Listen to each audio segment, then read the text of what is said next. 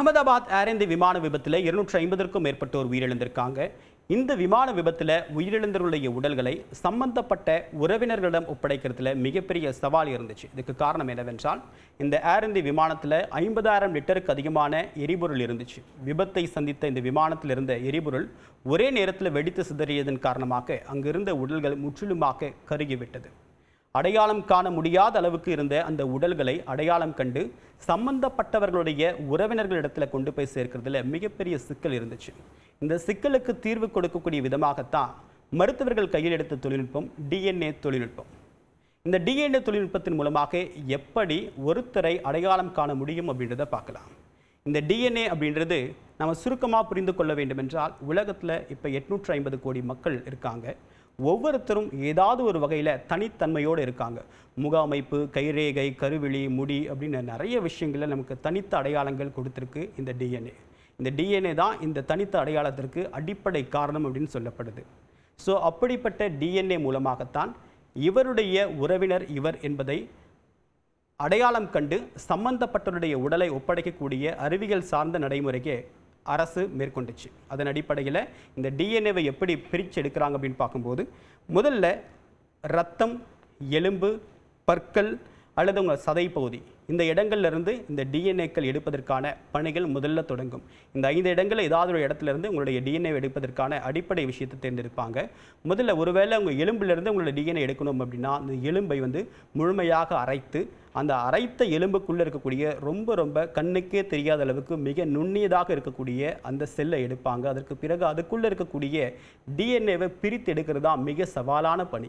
இந்த டிஎன்ஏவை பிரித்து எடுக்கும்போது அது சேதமடையும், அல்லது அது கலந்து போகும், வேறு ஒரு டிஎன்ஏவோட கலக்கு அல்லது மற்ற சாம்பிளோட மிக்ஸ் ஆகக்கூடிய வாய்ப்பு இருக்குது. இது எல்லாமே ரொம்ப கவனமாக கையாண்டு அந்த குறிப்பிட்ட டிஎன்ஏவை பிரித்து எடுக்கிறதே மிகப்பெரிய சவாலான பணி அப்படின்னு சொல்கிறாங்க.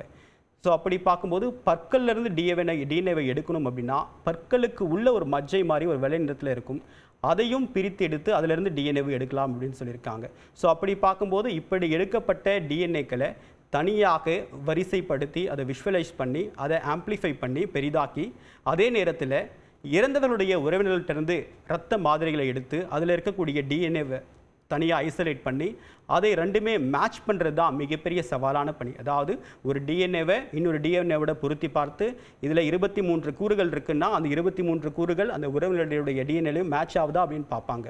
அப்படி மேட்ச் ஆகக்கூடிய பட்சத்தில் இந்த உறவினருடைய உடல் தான் இது அப்படின்றத அடையாளம் கண்டு சம்பந்தப்பட்டவர்கள்கிட்ட உடல்களை ஒப்படைக்கிறது இப்போ இருக்கக்கூடிய அறிவியல் பூர்வமான முறையாக பார்க்கப்படுது.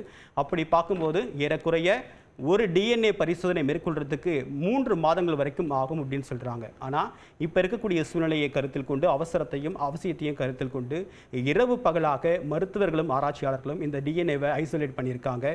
தொடர்ச்சியாக 24 மணி நேரமும் பணிபுரிந்து 200க்கும் மேற்பட்டவருடைய டிஎன்ஏவை ஐசோலேட் பண்ணி அதை வெரிஃபை பண்ணி யாரோட பொருந்தி போகுது அப்படின்னு சொல்லிட்டு அவங்களுடைய உடலை சம்பந்தப்பட்டவர்கள்ட்ட ஒப்படைச்சிருக்காங்க. இது ஒரு மிகப்பெரிய சவாலான பணி. இந்த டிஎன்ஏ மூலமாக ஒருத்தரை அடையாளம் கண்டுறது அப்படின்றது அறிவியல் பூர்வமான விடை கொடுக்கக்கூடிய விஷயமா இருந்தாலும் கூட, சில நேரங்களில் உடல்கள் முழுமையாக எரிந்த உடல்களும் இருந்திருக்கு.